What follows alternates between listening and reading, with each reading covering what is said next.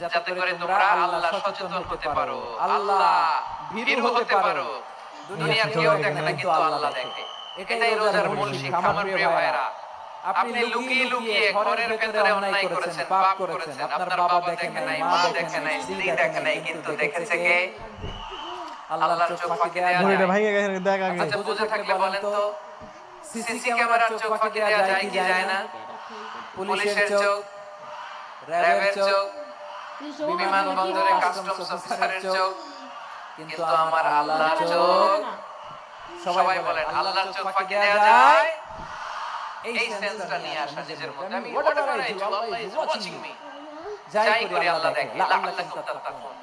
রমাদানের রোজা, ইফতারি, সিয়াম, ইবাদত সব কিছুর মধ্যে দিয়ে আপনাকে খেয়াল করতে হবে যে লাআল্লাকুম তাত্তাকুন এই স্ট্যান্ডার্ড এটা অ্যাচিভ হচ্ছে কিনা আমাদের, যাতে করে তোমরা মুত্তাকি হতে পারো, আল্লাহ ভীরু হতে পারো। তাকওয়া এটা হচ্ছে দ্য এসেন্স অফ ইসলাম।